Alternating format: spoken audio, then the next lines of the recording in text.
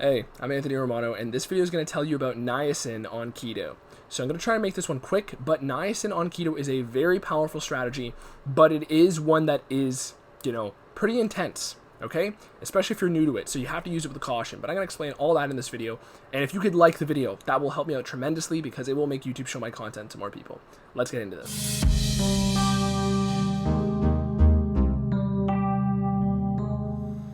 So, niacin on keto is a relatively known thing. It's something that basically purges out glucose from your system so that you can enter ketosis. Now, niacin is a B vitamin, and any supplement that you get for this purpose of flushing out glucose from your body has to be niacin. It has to say niacin on the product.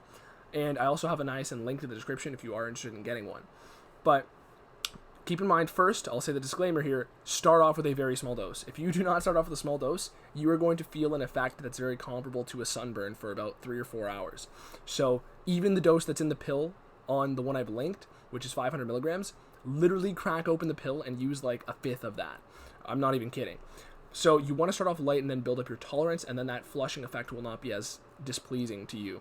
But the point is, you are going to experience a blood sugar rise at first, okay? So if you're somebody who's diabetic, if you're somebody who has some sort of metabolic problem, use this with even more caution, okay? And consult your doctor for all this stuff, yada, yada, yada.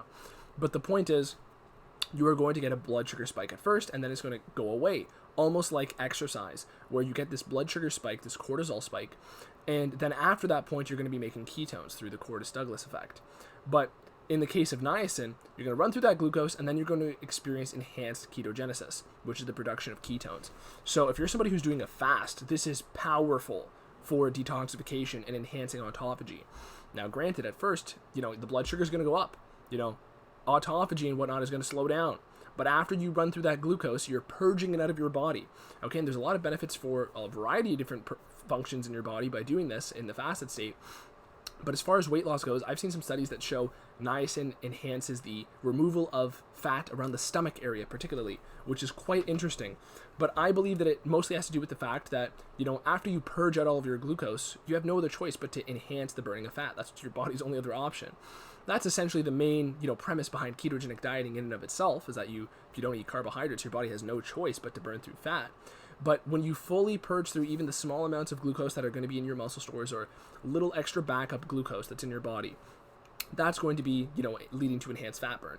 Now, that being said, do not look at glucose as the devil, okay? So many people look at sugar as if it's poison. Not all sugar is created equal. And granted, sugar wouldn't grow in the winter. So half the year, we would not have sugar. You couldn't go outside and get a fruit smoothie in the wintertime.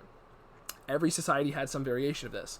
But the point is, even then, we do need small bits of sugar, but sugar that your liver can make and is not necessarily needed to be consumed. In fact, it's pure sugar that your liver makes, and it's not contaminated by anything.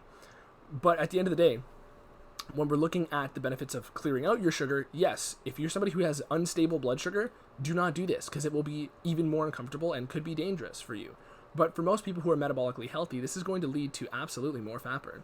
And I have some pretty funky protocols in the Keto Shred program about this. If you've gotten Keto Shred, there's a very, very particular method that I call the deep burn stack, where you basically combine some supplement and other exercise protocols with niacin to really maximize fat burning. And I haven't seen anybody else talk about that.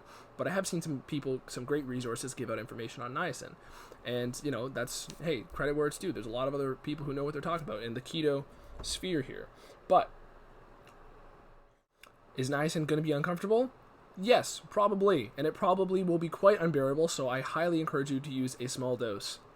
And everybody I've spoken to who's bought Keto Shred and asked me about niacin, I literally, in the book, I've been, slamming all these disclaimers, please use a small dose, please don't start off too high. And I had to even then ask people hey, did I seem cautionary enough there? They're yeah, you did. So use a small dose, because this is something that can make you feel quite uncomfortable, and you have to be careful with that up front, and you want to build up that tolerance, but it will lead to more fat burn.